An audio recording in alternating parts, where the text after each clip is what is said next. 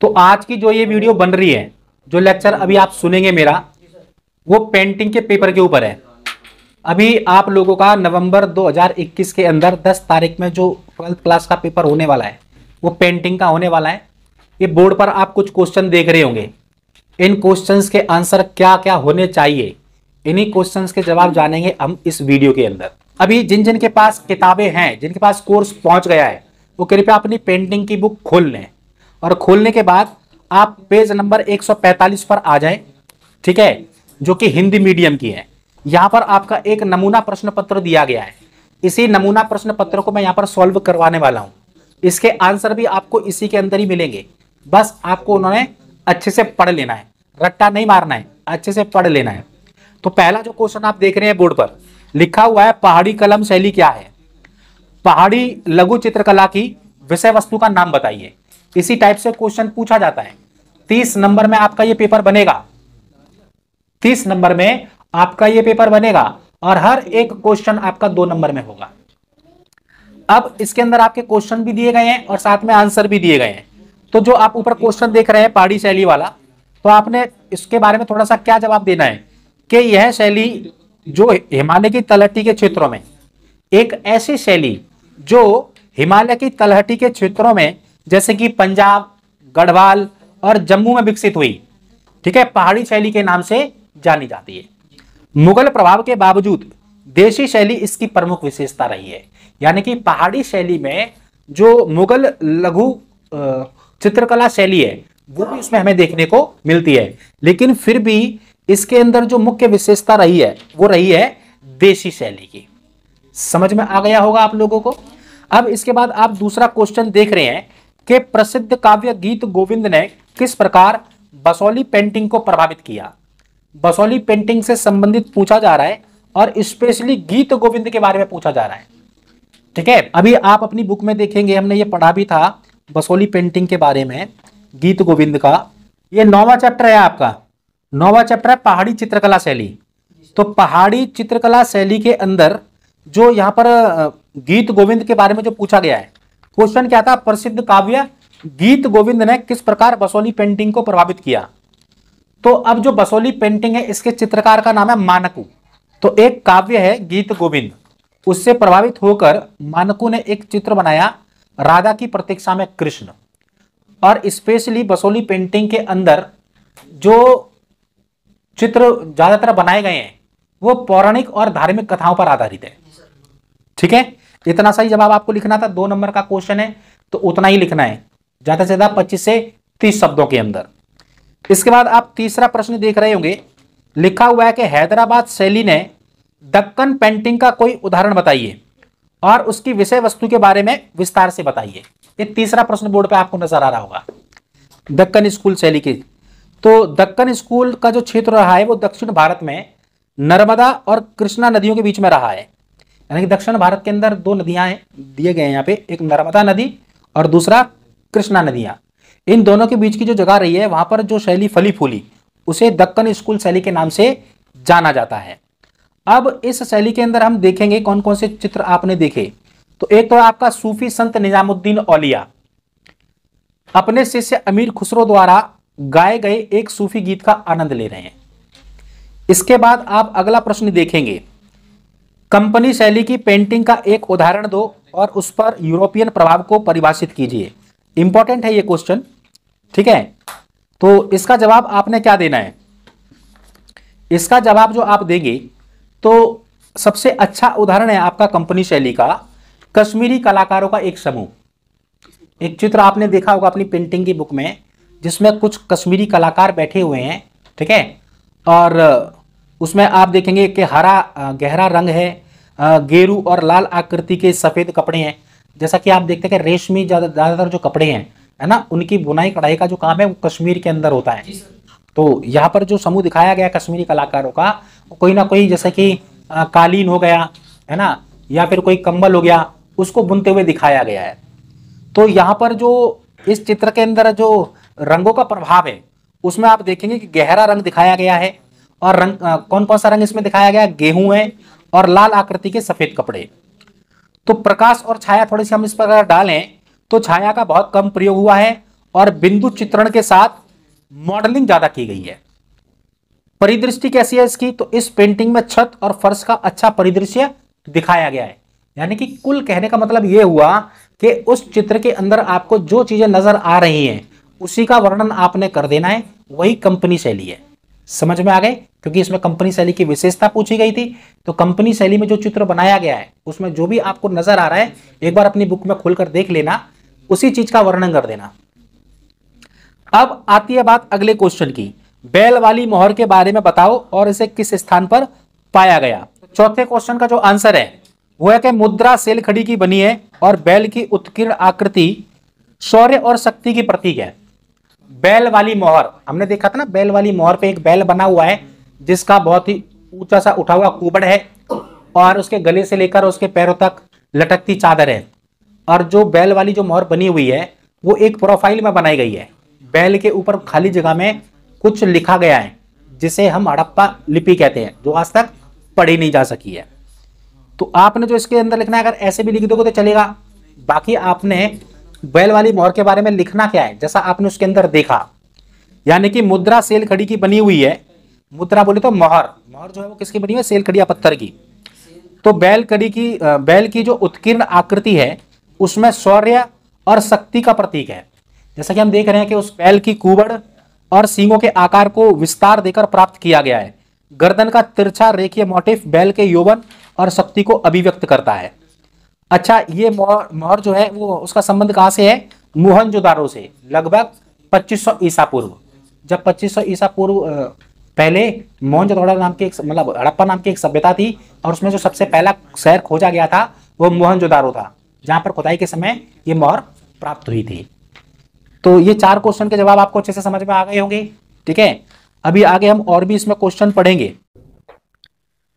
अब हमारा जो छठा प्रश्न है वो है कि गुप्त कला को भारतीय कला और वास्तुशिल्प का स्वर्णिम काल क्यों माना जाता है।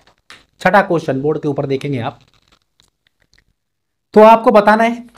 तो इसका जवाब है कि जब गुप्त वंश ने कुषाणों से शक्ति हस्तगत की तो उसके बाद कला और वास्तुशिल्प का यह स्वर्णिम युग कहलाया।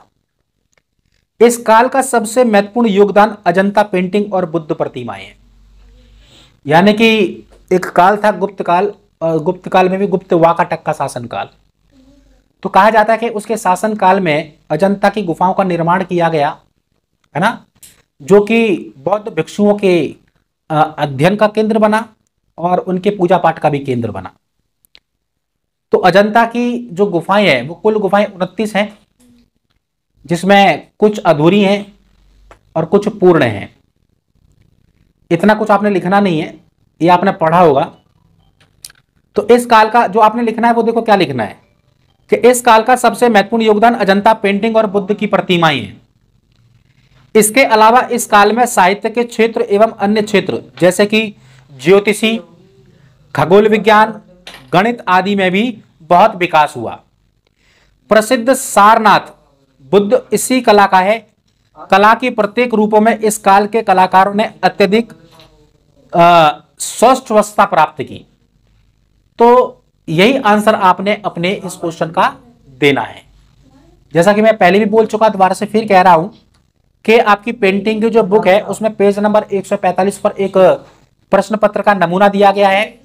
उसके बाद इसके आंसर्स भी दिए गए हैं, अच्छे से पढ़ लेना उसको। ठीक है, या तो मुझे सुन लो या उसे पढ़ लेना। सुन लोगे तो ज्यादा अच्छा है, क्योंकि आप अपने एग्जाम में तभी अच्छे से एग्जाम दे पाओगे जब अच्छे से उस चीज को सुनोगे और समझोगे। इसके बाद अगला प्रश्न है कि जातक कथा क्या है। अजंता भित्ति चित्रों में दिखाई गई जातक कथा के बारे में बताओ। तो जातक कथा के बारे में हम पढ़ेंगे। तो अब इसके अंदर दिया गया कि ध्यान इस अवस्था में बुद्ध द्वारा सभी बुराइयों और सांसारिक विषयों के प्रति आसक्ति के रूप ऊपर विजय है। स्त्रियों की पराजय जिन्होंने बुद्ध के ध्यान को भंग करने की कोशिश की। सभी नारियों के रूप और आकृतियां निराशा और अपराध बोध की विभिन्न भंगिमाओं से प्रस्तुत की गई है। अजंता के चित्रकार स्त्री वर्ग की भावनाओं और स्मरणीय रूपों को चित्रित करने में सिद्ध हस्त हैं। तो ये यहां पर देखा बताया गया है। इसके बाद में आप अगला प्रश्न देखेंगे ये चीज समझ में आ गई होगी ना आपको? नहीं समझ में आई तो अपने उस किताब के अंदर पढ़ लेना अच्छे से। फिर अगला क्वेश्चन है लास्ट वैक्स विधि क्या है? सॉरी, इससे पहले वाला क्वेश्चन है एलिफेंटा में त्रिमूर्ति के प्रतीकात्मक अर्थ को बताइए। फिर से दोहराऊंगा इस क्वेश्चन को, एलिफेंटा में त्रिमूर्ति के प्रतीकात्मक अर्थ को बताइए। ये क्वेश्चन इंपॉर्टेंट है, ये पूछा जाता है हर बार। तो इसका जवाब आपने देना है कि एलिफेंटा मुंबई महाराष्ट्र काल 8वीं शताब्दी, यानी कि जो एलिफेंटा है वो मुंबई के महाराष्ट्र में है, ठीक है, और इसे 8वीं शताब्दी में बनाया गया था। त्रिमूर्ति शिव के सर्वोत्तम स्वरूप का प्रभावशाली चित्रण है। हिंदू देवगणों में जिनका सर्वाधिक चित्रण है उनमें शिव विध्वंसक के रूप में, विष्णु पालक के रूप में और ब्रह्मा सृष्टिकर्ता के रूप में दिखाए गए हैं। आपने चित्र देखा होगा ना, जिसमें एक अघोरी रूप है और मध्य भाग में शिव दिखाए गए हैं। शिव कौन है? शिव कौन है? विनाशक।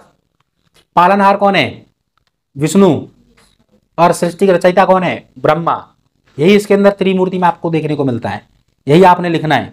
इसके बाद में जो अगला प्रश्न आप बोर्ड पे देख रहे हैं, लास्ट वैक्स विधि क्या है? यह विधि अथवा तकनीक लोक कांस्य मूर्ति कला से किस प्रकार संबंधित है?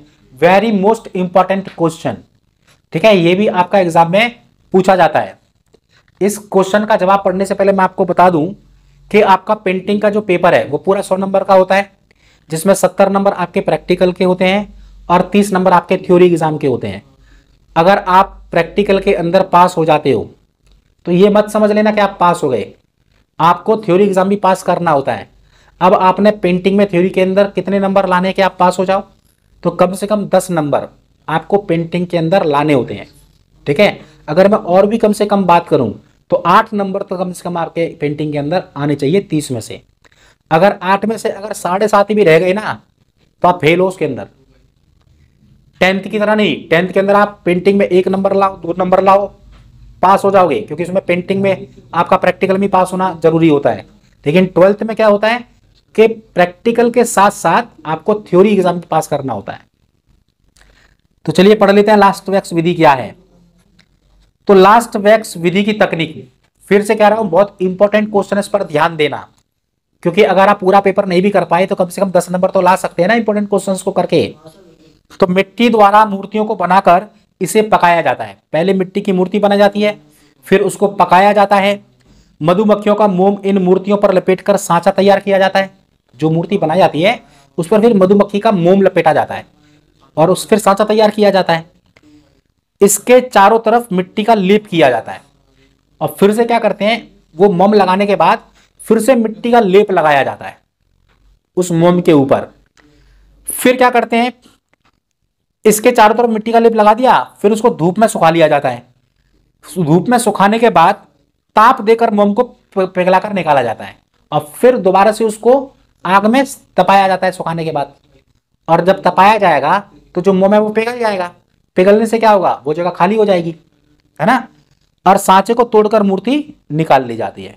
फिर सांचे को तोड़कर मूर्ति निकाल ली जाती है, क्योंकि जब मोम पिघल जाएगा तो उसके अंदर क्या करेंगे, धातु को भर दिया जाएगा। धातु को भरने से फिर बाद में वो सांचा तोड़ दिया जाएगा और मूर्ति बाहर आ जाएगी।